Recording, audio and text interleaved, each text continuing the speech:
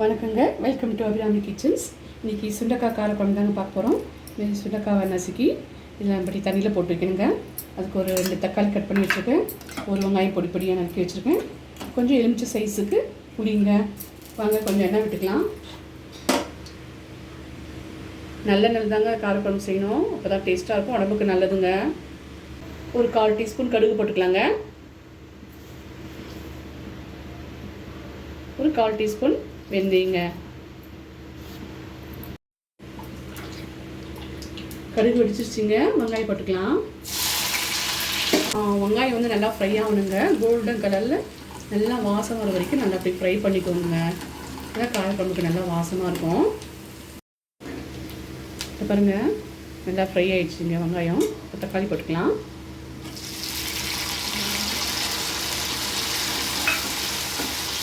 தக்காளியோடு சேர்த்து சுண்டக்காவும் போட்டு வதக்கிக்கலாங்க. நல்லா இது கொஞ்சம் நல்லா வதங்கணுங்க. அப்போ தாங்க நல்லா டேஸ்ட்டாக இருக்கும். சுண்டக்காய் கொஞ்சம் நல்லா வதங்கணும். நல்லா காரக்குழம்பு டேஸ்ட்டாக இருக்குங்க, கசப்பு இல்லாமல்.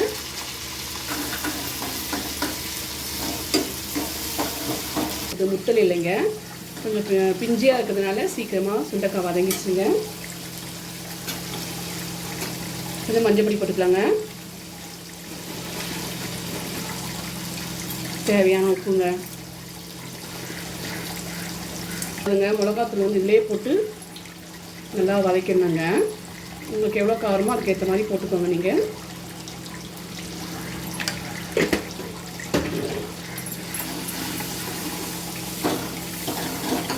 இது கூடயே சேர்த்து பெரட்டினா தாங்க காரக்குழம்பு பச்சை வாசனை இல்லாமல் நல்லா கொதிச்சு நல்லா இருக்குங்க. கொஞ்சம் எண்ணெய் நல்லா பிரிஞ்சு வந்துங்க. இப்போ இந்த புளி கரைசலை ரெடி பண்ணி வச்சுருக்குங்க. இது குண்டா தேவையான அளவு அப்படியே விட்டுக்கலாங்க.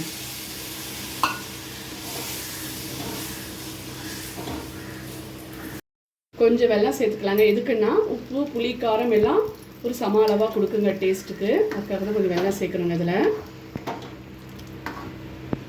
கொஞ்சம் சூப்பராக காரக்குழம்பு ரெடி ஆகிடுச்சுங்க. கிளைமேட்டும் சூப்பராக இருக்குங்க. மழையும் வெயிலுமா இருக்குது. சூடு சாதத்தில்